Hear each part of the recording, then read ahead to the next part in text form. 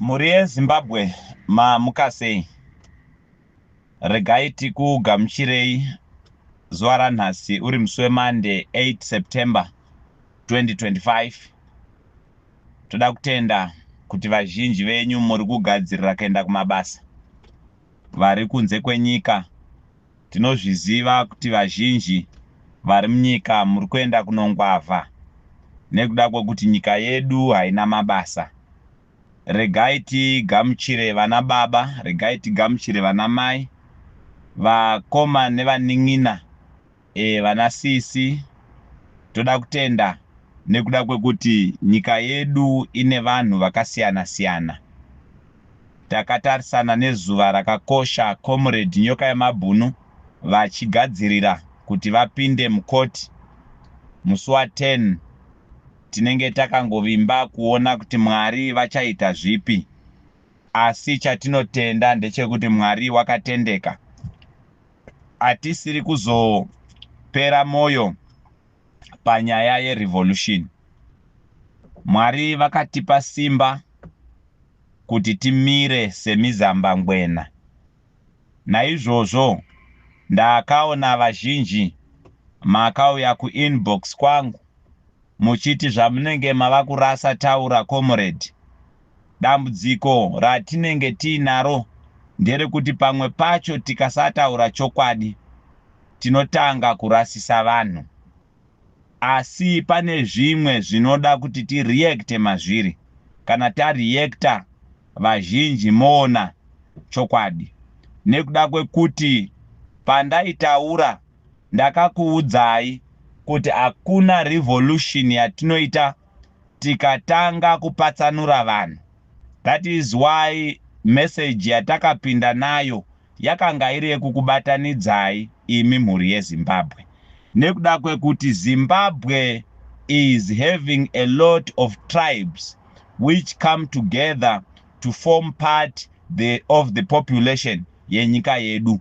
Asi tikatangira pakuti nhingi anobva kwakati tatoita dambudziko, nekuda kwekuti patichabata vanhu vanobva kuMalawi asi vava maZimbabweans, muchatanga kuona kuti they will not participate into this revolution. Mukada kutanga kuti ngatibatei vatinoti mashona, vachakuudzai kuti madzitateguru edu akabva nekuTanzania. Vamwe mobva mabata vanotaura Chitsonga vakukutaurirai kuti hazvinei takuenda nekuMozambique. Mukada kubata kuti ngatiendei kumaNdebele, vachatanga kukuudzai kuti nzira yemadzitateguru edu yakabva neKwaZulu Natal. Then hakuna kwatinogona kuenda kana tikatanga kurwisa revolution ino nekupatsanura vanhu.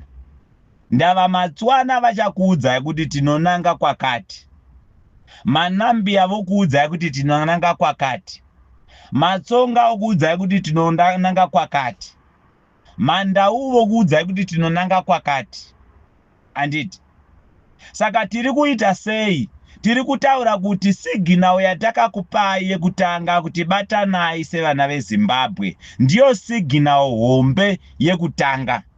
Tikati kana mabatana mhuri yeZimbabwe, we are Zimbabweans because tine zvitupa zvemuZimbabwe tese. Ndo saka tiri mhuri yeZimbabwe, a demarcation yakaiswa yatinofanirwa kuzorwa nayo pakupedzisira. From the part yekuti tiri vatema uri hama yangu.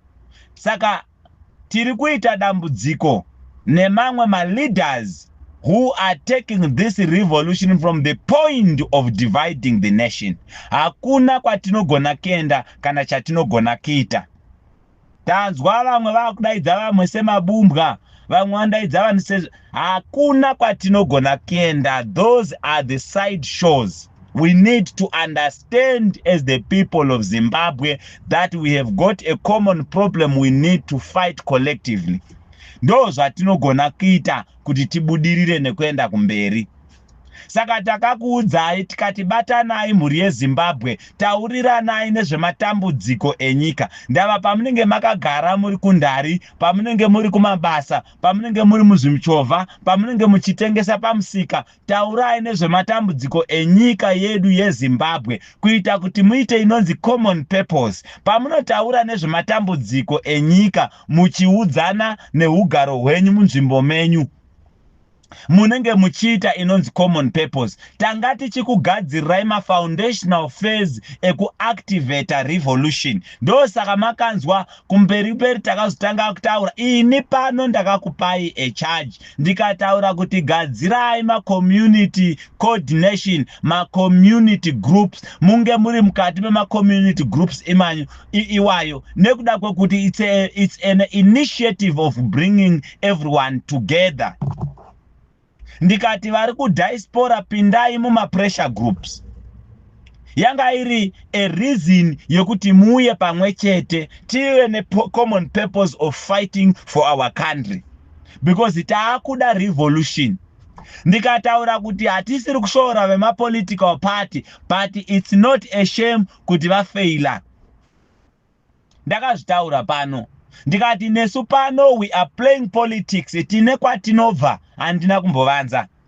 I said I am the national chairperson of the Zimbabwe Independent Movement. A lot of things is being done on the ground on the ticket yemsangano. Saka hazvindinetse kuti nditambire munhu anobva ku-CCC. Hazvindinetse kuti nditambire munhu anobva ku-MDC. Hazvindinetse kuti nditambire munhu anobva kuZANU-PF. Hazvindinetse kuti nditambire munhu anobva kumapati akasiyana-siyana emuZimbabwe. But our political strategy yatiri kushandisa on the political drive haisiri kutishandira nekuda kwekuti iri kushandisa the strategy of division. But chii chinounza vanhu panzvimbo imwe chete tikati the tent called revolution ndio inofanirwa kuunza vanhu pamwe chete toita a common purpose yekusunungura nyika. Nekuda kwekuti manesi edu achema-chema, maticha edu achema-chema, masoja edu achema-chema, mapurisa edu achema-chema, vabereki vedu vachema-chema, war veterans edu achema-chema. Takazvitaura. Tikati vakaenda kumudyandigere vachema-chema. Working class yedu yachema-chema. Nyika haina kumira zvakanaka nekuda kwemisgovernance iri kuitika and looting iri kuenablwa necorruption. Ndo maproblems atinawo atakufanirwa kugadzirisa isu sevana veZimbabwe. Izvozvo ndo zvakaita kuti timbosiya mamwe mabasa, todelegeta vamwe kuti vaite zvinhu kwatinenge tichibva touya kuno kurevolution kuti tigozotungamirira nepfungwa dzakachena uye dzakatendeka. Saka patinouya kuno hatisiri kuda card holding members kuti vatange kupatsanura vanhu more. That is why takapatsanurana kuti vamwe itai zvepolitics, regai timbonobatsira kurevolution. Tiri pano kuti tigozobatsira. Asi tasvika vana veZimbabwe, we need to tell you the practical ways which are possible. Chekutanga mhuri yeZimbabwe chandoda kukuzivisai ndechekuti nyika yedu haisunungurwe nepfuti. Ndakauya pano ndikakutaurirai kuti a gun pointed to a fellow black brother is a betrayal. Nekuda kuti ndaizviziva kuti there is no practicality in the arms struggle yekusunungura our economic war yatakatarisana nayo. Takataura pano tikakupai mashoko tikati we have got a black person who is sitting on white man's chair. Ndini ndakauya pano ndikakutaura izvozvo. Ndikataura kuti inini Ian Smith anoti chero mukandibvisa muofisi bhachi rangu richatonga kwemakore 1000 achatevera. Nekuda kwekuti hakuna mutema achatonga nyika yake. Ndikakuudzai kuti the biggest enemy is the system. Ndikakutaurirai kuti system iyoyo inotoshanda nemapolicies anotsikirira vanhu. Nekuda kwekuti isystem yakagadzirwa nemuchena. Ndini ndakazvitaura pano. Ndakakutaurirai kuti system iyoyo yakanga yakadesigna kuti isimudzire vashoma. Ndosaka tiine the kabari yatiinayo nhasi ine vashoma vari extremely rich, vazhinji vacho vachinetse vachinhonga sosve nemuromo. Inyaya yekuti we have inherited the system iri confined into the constitution, haina kuchinjwa nekuda kwekuti negotiation yakatipa the liberation yatiinayo haina kugona kutipa the freedom on the control of the economy. Ndini ndakazvitaura pano ndikati ZANU-PF has become the puppetry government which advocates for the policies which brings prosperity to the external forces, not to the people of Zimbabwe. Ndaitaura kuti ZANU-PF yakaita a vehicle and system yakakonzera kuti the looting yaimboitwa through colonization itwe zvakare through smart colonization. Ndosaka tiine upfumi huri kubuda zvakanyanya, pfuma ichiuya ichisimudzira vashoma. Ndakataura kuti inyaya dzesystem nekuti ine varidzi ivo veZANU-PF negovernment yatava nayo nhasi kubatanzira vashoma vari kubva kuopposition, kubatanzira vashoma vari kupinda sema-independent, kubatanzira zvevazhinji vari kupinda vari under the umbrella yakabata 2/3 majority. Iri kunzi puppetry government nekuti is running the country through the policies dzisingabatsire vana veZimbabwe. Ndine ndakazvitaura ndiri pano nekuda kuti ndaida kuti muzive the point of departure on what to attack on the revolution.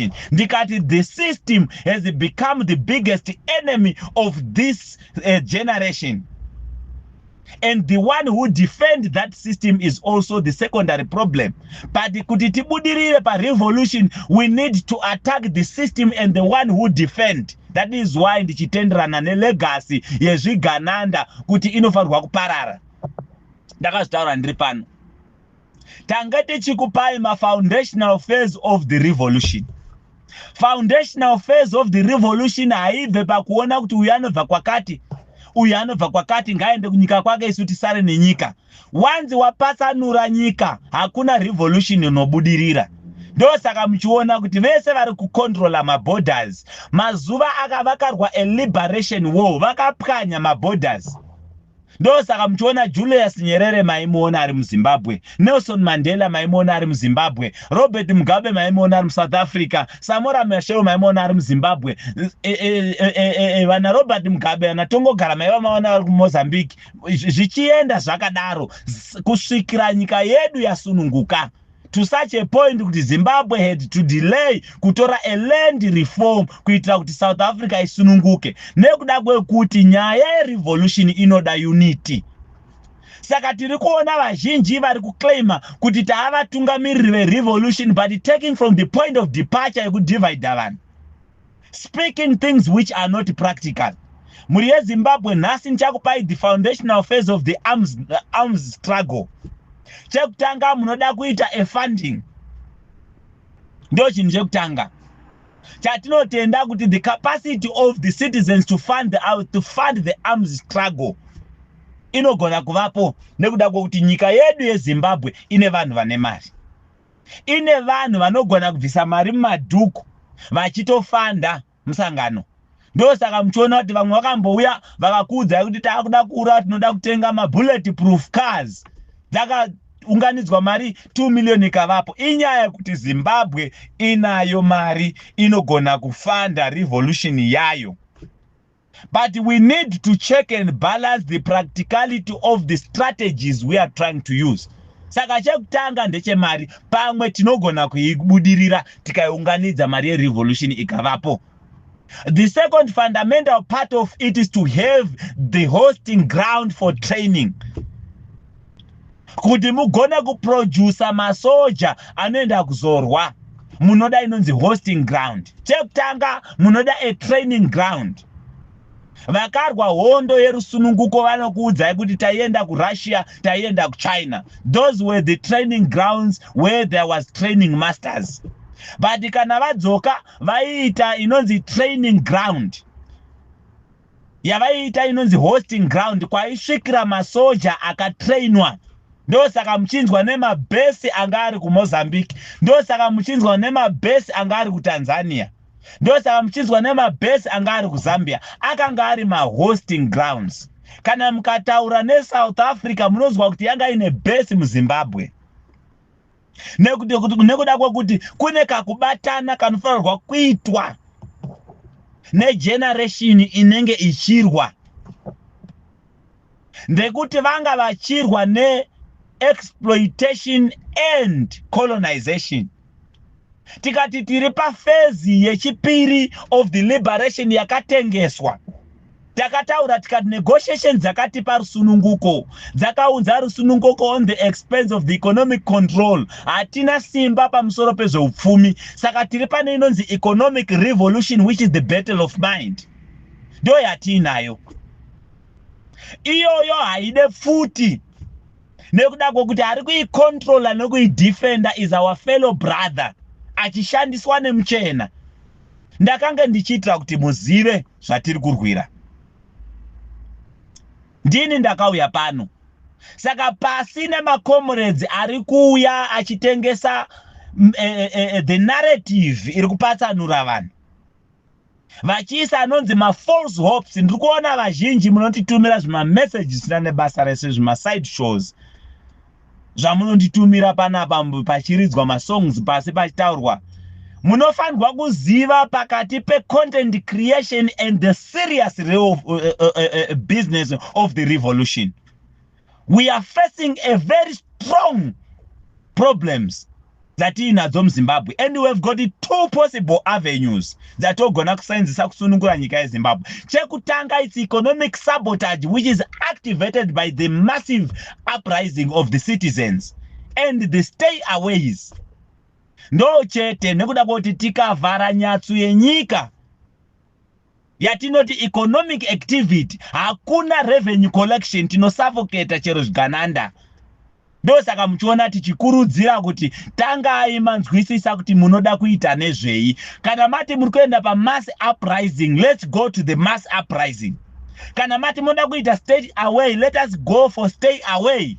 No economic activity, and automatically we are going to call all these people to the ground, and we are going to negotiate from the perspective of our understanding. Nezvatinoda zvinoshandira vanhu. It's one of the possible avenue we can use to free the country. Asi kana tichiri kuti maticha musaenda kubasa, manesi musaenda kubasa, vemushikashika paka imota, vana veZimbabwe garai kudzimba kwenyu, mopinda mutown. Zuva ramunonzipindai mutown mudemonstrate mugara kumba, hakuna kwatinoenda, hakuna zvatinenge tichiita. So we've got only two avenues that ogona kuseenzesa. Chekutanga is the economic sabotage through mass stay away. The second phase is also the mass uprising, which is going to render the country ungovernable. Up until we go to the negotiations where we are going to speak and negotiate from the terms dzinoda vanhu. The second phase is the democratic way. Yatinotenda kuti it must improve the political will in participation in the democratic process. Vana vedu moenda kunoregister kuvota, kwete kuti nyika ine 17 million inovota vanhu 4 million. Opposition yoclaima victory ende 2.6. ZANU-PF yoclaima after rigging ne 2 million yotonga ne mandate. Nyika ine 17 million vari kunze. Diaspora yotaura kuti isusu we are in the revolution through funding. Hakuna zvakadaro. Let us speak practical things as the people of Zimbabwe. Ngatitaure zvinhu zvepractical. Ndo saka muchiona tichiri pano panyoka yamabhunu channel, hatisiri kuzoita anonzi ma-side shows. Tichakuudzai chokwadi. Kana zvichifeila zvichafeila, you will be continually heartbroken every time because you don't want to grasp the truth. Amude kubata chokwadi. Takanzwa vamwe vakutaura kuti takakupai ma-accounts, tiri kuflighta ma-accounts, takavhura ma-accounts kuSADC, kuSouth Africa, ari kukolekta fanda imari ikoko, tichatora, tichatozofamba tichiita kuti vane mari fanda. Hakuna South African government or any SADC country inohosta an account iri kufanda a revolution iri successful muZimbabwe. There is no way. Any SADC country, hakuna. Once an account yakutopinda mari inogona kufanda revolution, believe me, that system is protecting the system of Zimbabwe. Account iyoyo inofrizwa. It's not practical. Kunenga kurungotsvaga tumari mukaisa tuma 40,000 itoto 100,000 yapinda ndotora ndonotenga motikari yangu personal car. Zvakatraiwa zvese tried and tested strategies akafaila. A lot of organizations dzakauya tinodziziva kana dziri nyaya dzeterrorism tozviziva kuti kwavamboita kunana MOD. Vamwe mukoma wangu ari kutaura musocial media was the leader of those things. Dzakambomuvha dzichienda kuborder kuda kunoita demonstration kuborder. Tinozviziva kuti chairpersons of those organizations vakaenda kunonwa tea neCentral Intelligence akusenze mbudzi ku-CIO kunosenza vanhu. Vamwe tichatanga kukufumurai pano. Because vana veZimbabwe vari kunetseka muchingoita side shows ekukolekta mari. It's wrong. Let us coordinate. Ndosaka muchiona kuti nhasi tiri kufielda vanhu. We are fielding my ward coordinators in my areas akasiyana siyana. We are fielding my constituents coordinators in my areas akasiyana siyana. We are giving them my provincial commanders vari kuvabatsira kuti tigone kusanganisa kana dai zvaka zviri nyore tingadai tisiri pa constituency number 46 as of today. Takato cover 210. Why we want people to be coordinated. But every time tirikuita disturbances, evanhu vari kuuya side shows ari kufamba nescheme yekutorera vana veZimbabwe mari. Diaspora mukai. This must come to an end. The problems of Zimbabwe needs real people vanofunga nyaya dziri practical. Hakuna South Africa inoita a hosting country inobata account inofanda terrorism ichachinja zvinhu kuZimbabwe. There is no way. It's a sideshow. There is no way yamunogona sansa any such country munomu kuti mutrain muite a hosting ground yemasoja enyu. The only 3 countries dzamogona kusensa kana kuti 4 countries.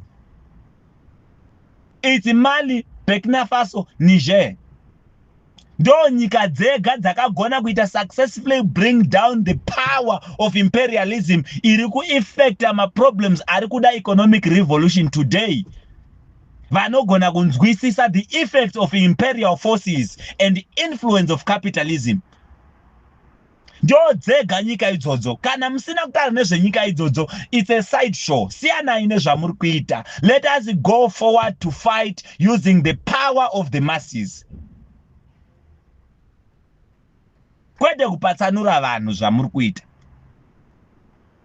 Ini pano I am busy negotiating with the associations yema civil servants. Ndosaka muchiona kana muchida kurwa handei tinorwa is the battle of ideas. We are impikise ma policies kunana space kwatinenge takasangana nevarakashi tichirwa uko. Makamazwa manesi vachizvitaurira.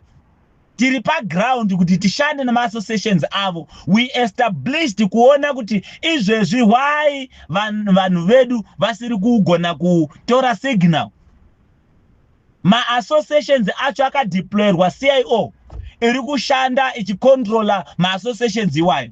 Ma union edu akadeployerwa CIO iri kushanda ichicontrola ma union iwayo. Asi vana vedu vari kurarama nenzira dzinorwadza. Nhasi unoticha anohora 180 after my deductions. Aine mwana ari kuda 500 per semester. Hazvina kumira zvakanaka. Mwana anenge achida 5,000 per semester kuuniversity. Mai vanohora $180 pamwedzi. But vane union ne-association vari subscribed to iri kutovatorera imwe mari pama deductions iwayo. That is economic exploitation yatiinayo muZimbabwe. That is why tichiti maticha join a revolution, manesi join a revolution, because you will never get a signal ichaita kuti muzvigadzirisire ma problems enyu kubva kuma associations enyu, because kwakadeployiwa ma government agents ikoko vari kurarama nema brown envelope. Ndosaka muchiona maticha achichema. Tinovaudza kumusoroko. Now takakuudzai kuti they have moved a step forward. Nekuda kwokuti youth is 95% unemployment. They don't have any plan to come up with a strategy. Inoita re-engage the youth and deploy them to do something productive. Instead, vatanga madrugs. Ari kuranwa nema cartels. Madrugs iwayo. Because it's a source of funding towards the issue and ndakakutaura inezuro. Kuti power is not resting in people, power is resting in money. Vane mari ndo vakutonga nyika. Ndo saka mchiona kuti yakuda kubviswa mumaoko ema liberation war fighters. Yakuenda mumaoko ema business people vakagadzirwa na President Mnangagwa. Nyaya revolution haitsvage kuti tiende takabata simba rekudherera. We can still respect that man as our elder, but tichivaudza ma mistakes avo. This is a part of the revolution. And this is how we are going to win as the people of Zimbabwe. So you need to be sure kuti munodei vana veZimbabwe.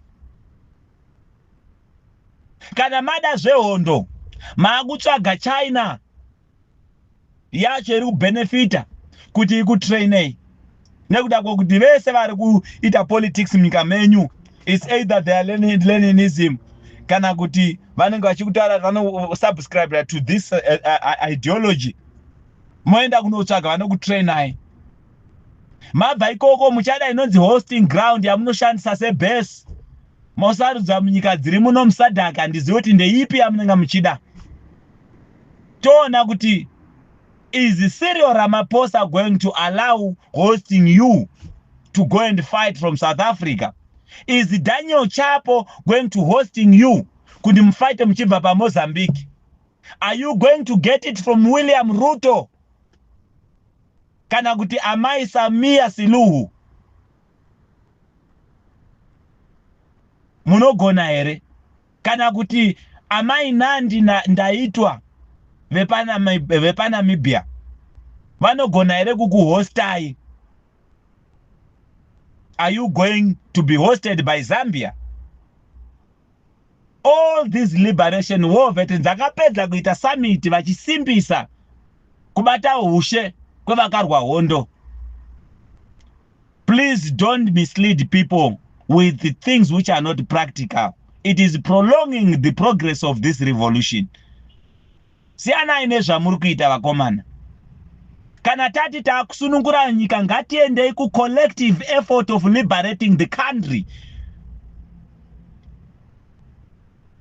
And this is going to work for the people of Zimbabwe. Takakupai donzo tikati we are defending the national resources to protect the future. Nekuda kwakuti tinofanirwa kuita something as an existing generation. Isusu tiripo, we need to set a precedence to the generation iri kuuya. Asi zvinhu zvikafamba nenzira yazvakafa zviri kufamba nayo hakuna kwatiri kuenda. Zvinenge zvichinangidza muchikolekta muchiisirwa zvima 1000 rand muchiisirwa zvima 20,000 zvokufanda revolution yekunyepa muchitora mari idzodzo muchinodya, but you are prolonging the progress of this revolution. This revolution needs to be activated either by the mass uprising kana kuti a mass stay away. To sabotage economy. Kana ta sabotage economy mara haichapindi chero muzvigananda vachauya totaurana. Totaura sevanhu vatema. Totaurana from the perspective and point of departure inosenzera isusu vana veZimbabwe. Vanhu voenda kumabasa vachiwana mari at least 1,200 kuna nesi wedu. Imari inogona kuti ararame.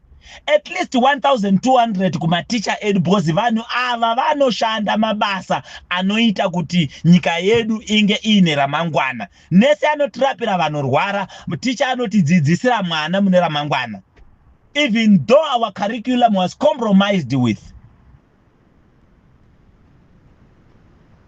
At least mapurisa edu ngavawanewo at least 900 to 1,000 pamwedzi. Inogona kuti kana achinyamboshanda anotya kutora chocho nekuda kuti anoziva kuti 900 handina, nyika yedu haisati yava neproduction.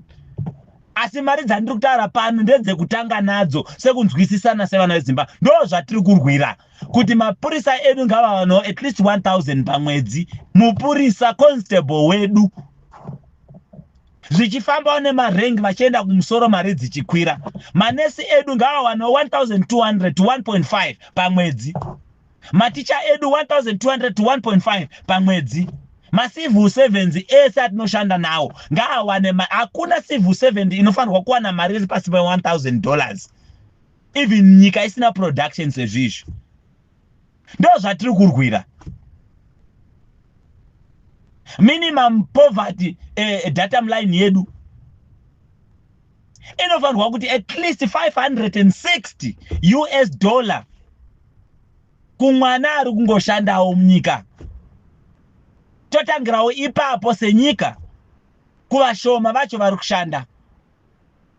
Ndo zvatiri kurwira.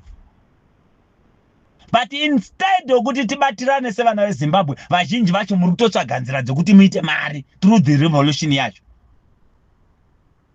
Saka ndakakupai signal ndikati batanai, gadzirai ma-community groups. Nawo makazvinzwa.